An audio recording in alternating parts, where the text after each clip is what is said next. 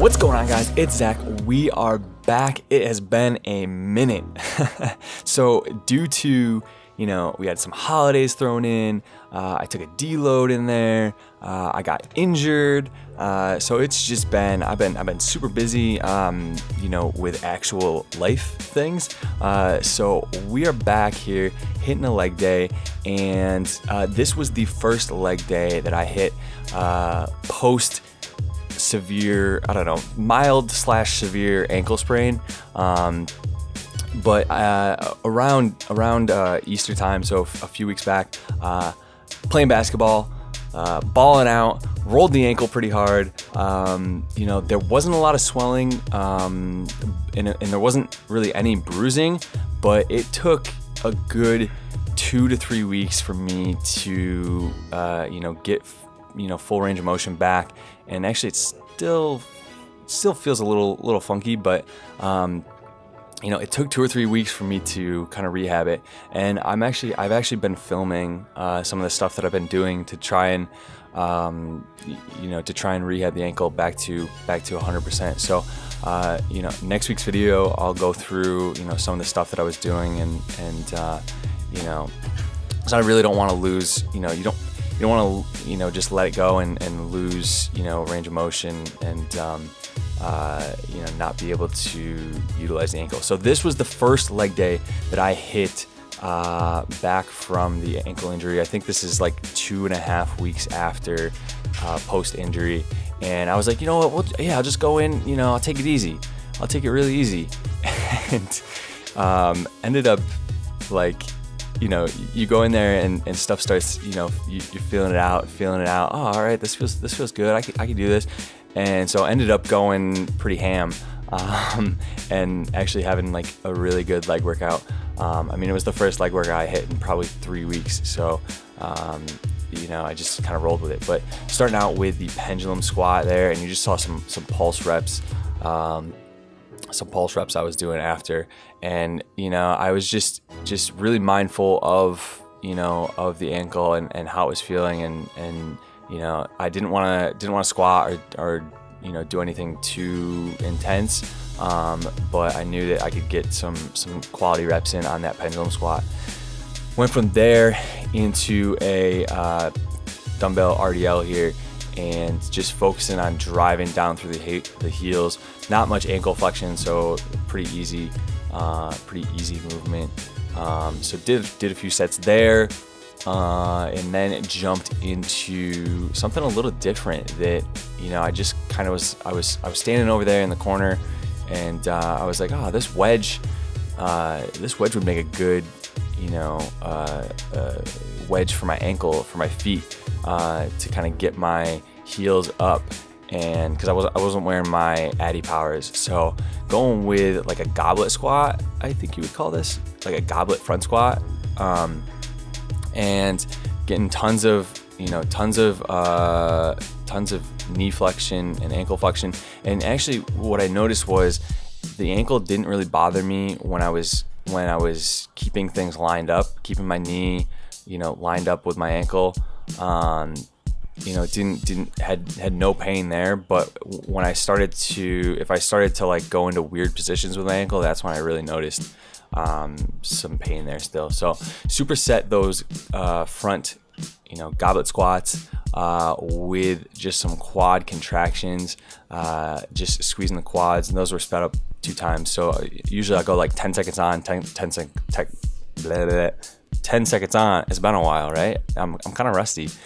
10 seconds on, 10 seconds off, and like 3, 4, 5, rounds of that for the quad contractions. So, and with these, just going, kind of pulsing, and then just stuck at the bottom there after that set. But so just going pulsing, like not really doing full reps, just really trying to build up tension in the quad and really use the quads to drive down through my foot, through my toes. You're up on that wedge there, which is totally random that's there. Like, it's just for the new floor that they got that's raised up a little bit.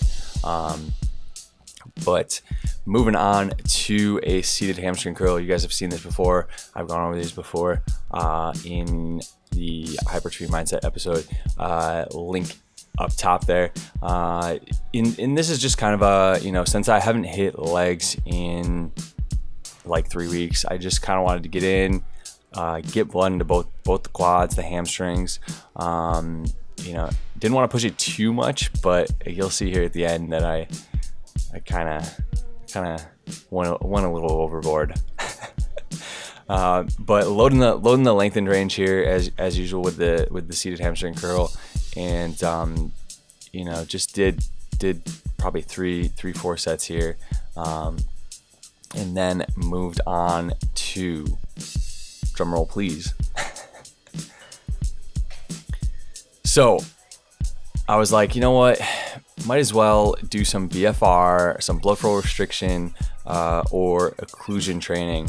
So those of you that are like, what the hell are you doing, Zach? Like wrapping this knee wrap around your leg right now.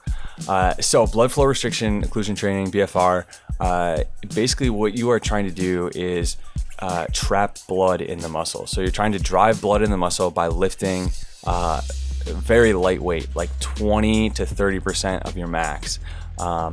Then we're wrapping the wraps, around you always wrap them either up on top of your leg or on the top of your arm, like no matter what you're trying to hit. So if you're trying to do calves, you always wrap them at the top of your leg, not like around your knee, like some people do.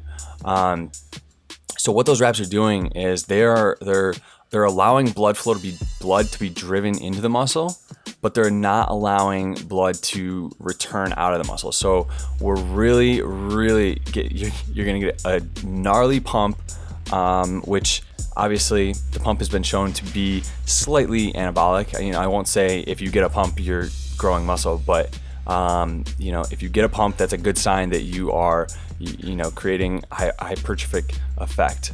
So superset quad extensions, very light, like 20 to 30 reps with some sissy squats, and this was no joke.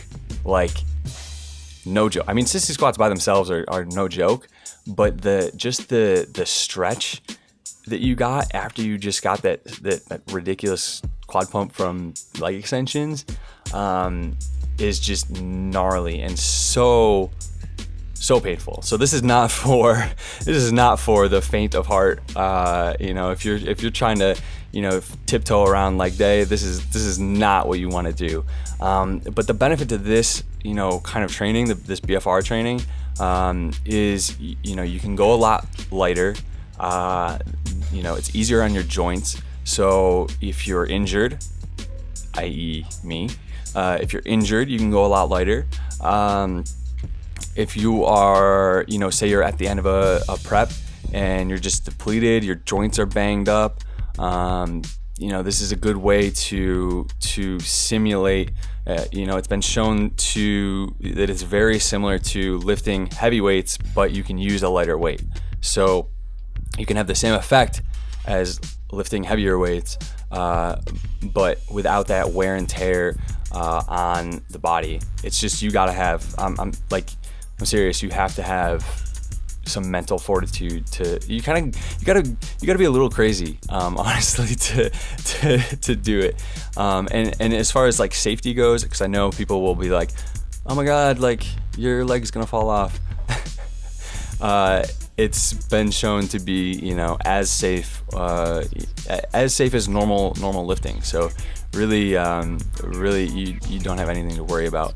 And I don't know if I mentioned this. So the wraps, basically you're wrapping them like at a 7 out of 10 tightness. So I usually go 7 out of 10 for the legs, and like 6 out of 10 for the arms. You don't need too much pressure for the arms.